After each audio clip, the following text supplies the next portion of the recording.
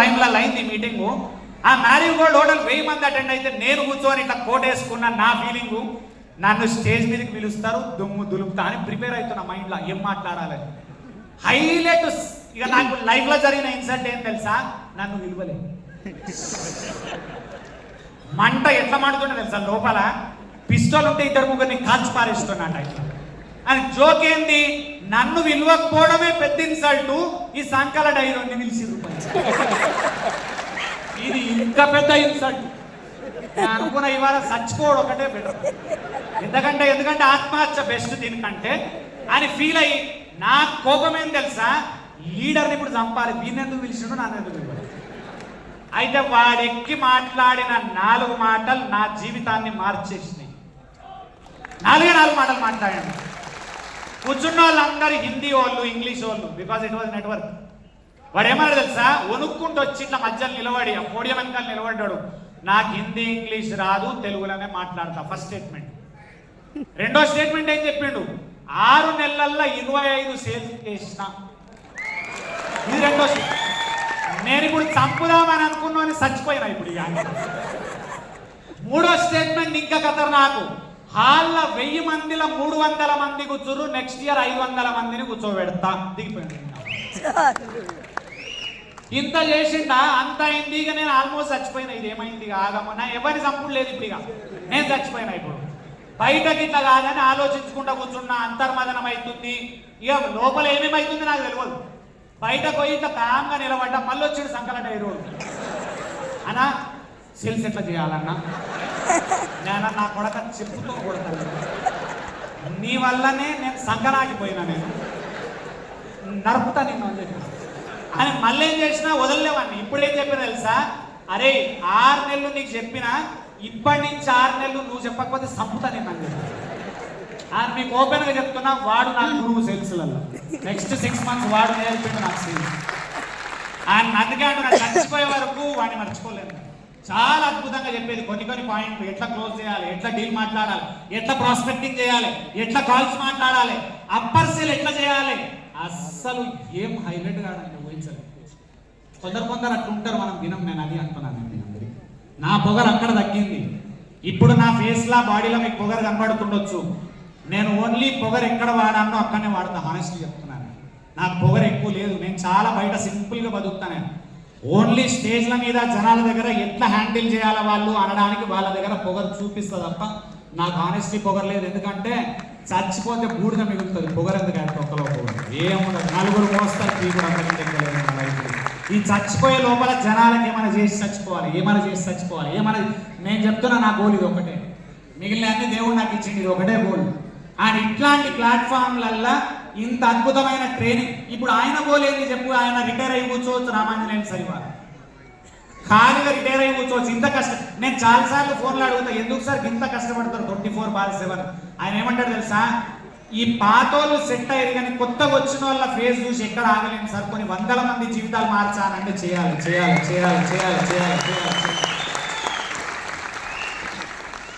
ఇంకొకటి ఎట్లయితే తెలుసా వాళ్ళ సినారియో, ఒక స్టేజ్కి వచ్చిన తర్వాత ఫుల్ ప్రాబ్లమ్స్ నెత్తిలబడ్డప్పుడు ఏమనిపిస్తుంది, ఇచ్చా ఇది ఆపేస్తే బెటర్ అని అనిపిస్తుంది. అనిపించిన మరుక్షణం మన ఫేసెస్ కనబడ్డ మరుక్షణం అట్లా తగ్గకుండా మళ్ళీ చేస్తారు. యాక్చువల్గా ఓపెన్గా చెప్తున్నా, హైదరాబాద్ మార్కెట్లో నేను చాలా దగ్గరగా ఎండీలను చూసిన. నేను మీకు ఓపెన్గా చెప్తున్నా, హైయెస్ట్ బాగుపడుతున్న వ్యక్తులు అసోసియేట్లు, ఇన్వెస్టర్లు. హార్డ్ వర్క్ చేస్తుంది ఎండీలు.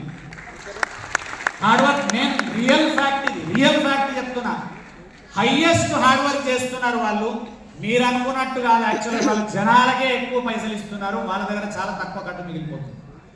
అండ్ వాళ్ళు కొన్నిసార్లు అయితే బిజినెస్ జరిగితే చాలు, అసోసియేట్ నిలబడితే చాలు, జనాలకు పైసలు వస్తే చాలు. చాలాసార్లు చూస్తున్నాం. అండ్ మెయింటెనెన్స్ ఎంత ఖతర్నాక్ ఉంటుంది కంపెనీలకు మీరు ఊహించలేదు. 3 ఆఫీసులు, ఇంతమంది ఎంప్లాయీస్లు, ఇన్ని సైట్లు, అంతమంది ఇన్వెస్టర్లు, వెనకాల గవర్నమెంట్, మధ్యవర్తులు, ఆ లెక్కలు అసలు ఊహించలేము. ప్లస్ ఆయన పడే టెన్షన్లు, కొన్ని టన్నుల భారం ఉంటుంది మైండ్లో. మీకు పాపం అర్థం కాదు. అని మనకు అర్థం కావాల్సిన అవసరం లేదు. నన్ను అంటారు చాలా మంది, మీరు కంపెనీ పెట్టుండని. నేను నిప్పుల మీద కూర్చోదలుచుకోలేదు, ప్రశాంతంగా వండుకుంటున్నా. నేను నా జీవితంలో కంపెనీలు పెట్టాను. లేకపోతే నేను సింగిల్గా ట్రైనింగ్ ఇస్తా ఓడతా పోయి పడుకుంటా అంతే. నా వైఫ్ అంటుంది ఎట్లా నిద్ర పడుతుంది నాన్న, నాకు ఏం టెన్షన్ ఉంది. హైయెస్ట్ టెన్షన్ పెట్టాల్సిన వ్యక్తి పెళ్ళాం, నువ్వు ప్రశాంతంగా ఉన్నావు, ఇంకా నాకేం ఆమెనే పెడతలేదు అసలు. ఇంకా నాకెవరు పెడతారు చెప్పండి, నాకు ఎవరు పెట్టలేరు.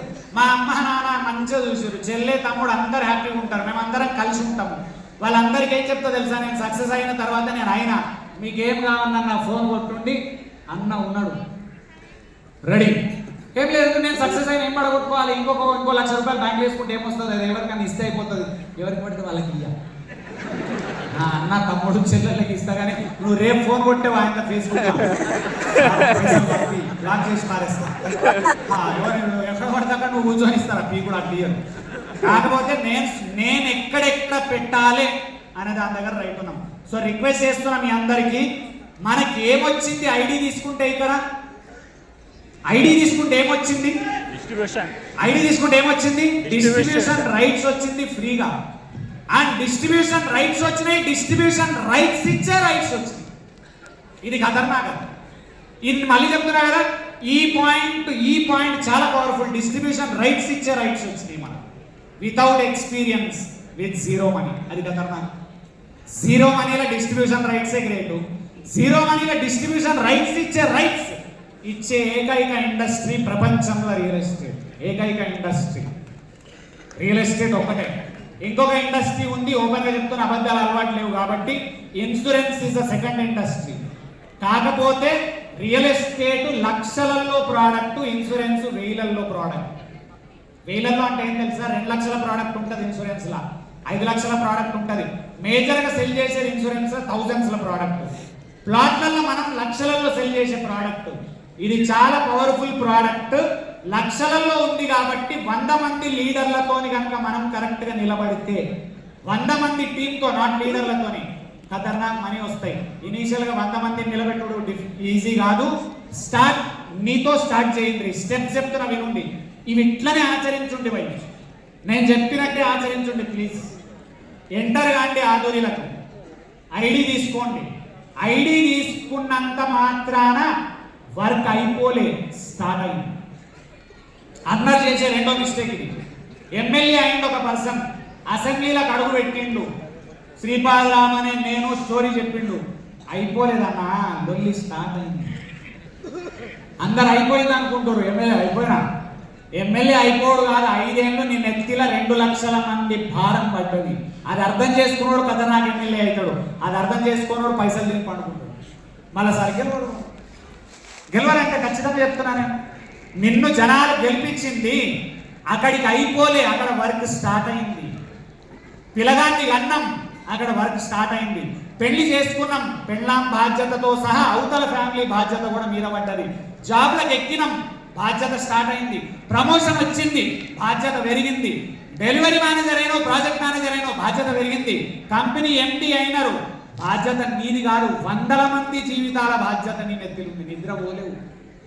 నిద్రపోలేరు. లీడర్ అయినవు, 10 మంది బాధ్యత నెత్తిలుంది, నిద్రపోలేవు. అందుకని ఏం తెలుసా, ఆదురిల ఐడి తీసుకోగానే అయిపోలే, ఆదురిల ఐడి తీసుకుంటే గేమ్ స్టార్ట్ అయింది. ఆ రోజు గేమ్ స్టార్ట్ అయింది. ఏం చేయాలో జనాలకు అర్థమైతలేదు. ఫస్ట్ పాయింట్, ఎన్ని నంబర్ ఆఫ్ అవర్స్ నువ్వు రియల్ ఎస్టేట్లకు ఇస్తావు కమిట్గా? ఎన్ని నంబర్ ఆఫ్ అవర్స్ రియల్ ఎస్టేట్లో పెడతావు నువ్వు రోజుకు?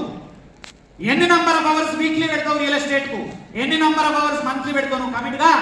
ఎవరి కోసం కమిట్ కావాలి? నీ డ్రీమ్స్ అండ్ గోల్స్ కోసం కమిట్ కావాలి. నిన్న రాసుకున్న లిస్ట్ ఉందా, డ్రీమ్ లిస్ట్ది పక్కకేం రాయాలి? రోజుకి 8 గంటలు జాబ్ చేస్తే 50,000 వస్తుంది కాబట్టి ఎన్ని గంటలు నేను రియల్ ఎస్టేట్లో పెట్టాలి అనే క్లారిటీ ఎవరికి లేదు. ఆ క్లారిటీ మీరు తెచ్చుకోవాలి. లీడర్ అంటాడు రోజు 2 గంటలు రా, రోజు 2 గంటలు రా, రోజు. నువ్వేమంటావు తెలుసా, 2 గంటలు ఎందుకు రమ్మంటున్నా? నేను నీకేమంటా, ఆయన ఏందా నిన్న అడిగేది ఒక్క? నువ్వు కదా చెప్పాల్సింది, నేను ఎన్ని గంటలు వస్తా అని లీడర్కు నువ్వు చెప్పాలి. అనా నేను రోజు 2 గంటలు ఇస్తానా, నువ్వు నాకు చేసి పెట్టు. అనా నేను రోజు 3 గంటలు వస్తానా, నాకు ఇది చేసి పెట్టు. రోజు నాకు వర్కౌట్ కాదన్నా, నేను వారం 20 గంటలు వస్తానా, నాకు ఇది చేసి పెట్టు. మినిమం వీక్లీ 20 అవర్స్ పెట్టాలి రియల్ ఎస్టేట్లో, minimum, bear minimum. Part timer. ఆ పార్ట్ టైమర్కి ఏం చెప్తున్నా, ఇంకొక తప్పు ఉంది రియల్ ఎస్టేట్ మొత్తం ఇండస్ట్రీలో. కొన్ని మిస్టేక్స్ అందరి దగ్గర ఉన్నాయి, నేను ఎవరికి భయపడేటోని కాదు. ఇక్కడ ఇంకొకనే చెప్తున్నా, ఎవడేం పడగొట్టేది లేదు. నన్ను మిస్టేక్ అంటే మిస్టేక్ ఒప్పుకుంటున్నా నేను. వచ్చేటప్పుడు జనాలకు ఏం చూపిస్తారు? బాహుబలి సినిమా చూపిస్తారు. మర్యాద రామన్న యాక్చువల్గా బయటకు వస్తుంది. ₹1,00,00,000 వస్తాయి నీకు. ₹1,00,00,000 ఎట్లా వస్తాయి? కొత్త 50 లక్షలు వస్తాయి. 50 లక్షలు ఎందుకు వస్తాయి? కొత్త వాళ్ళకు నెలకు ₹1,00,000 కొత్త పర్సన్ సంపాదిస్తే ఇనఫ్ అన్నా, ఇనఫ్. వాళ్ళకి అనవసరంగా ఓవర్ ఎక్స్పెక్టేషన్స్ చేయకండి నేను అంటున్నా.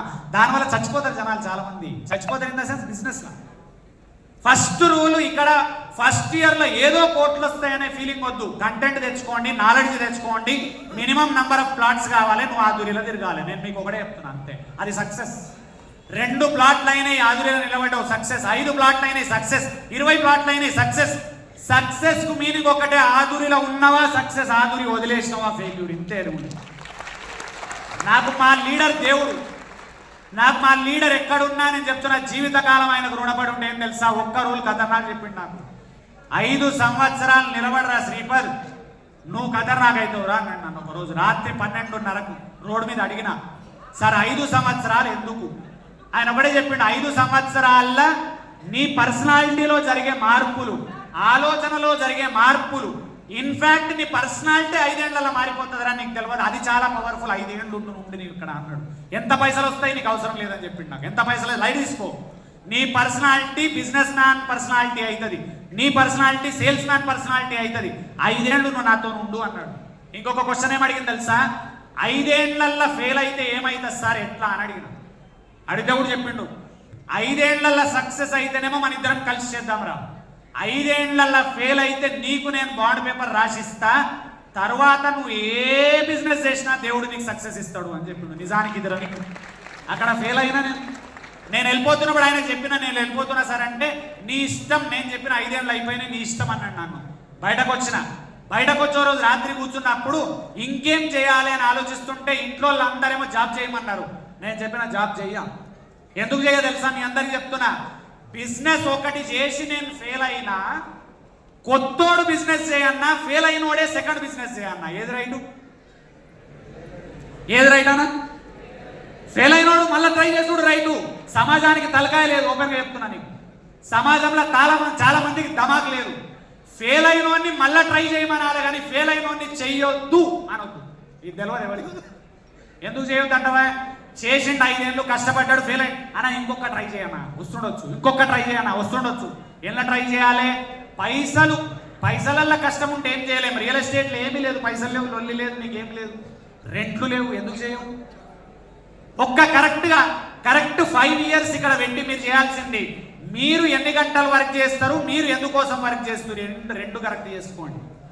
20 గంటలల్లో ఇంకొక పెద్ద తప్పు ఉంది. ఇది వాళ్ళ రైట్ చేయాలి అందరం మనం. 20 గంటలల్లో మీరు నాకు ఫస్ట్ ఇవ్వాల్సిన నంబర్ ఆఫ్ అవర్స్ 6 గంటలు. ఎన్ని గంటలు? ఎన్ని అవర్స్ లీడర్స్? ఎన్ని అవర్స్?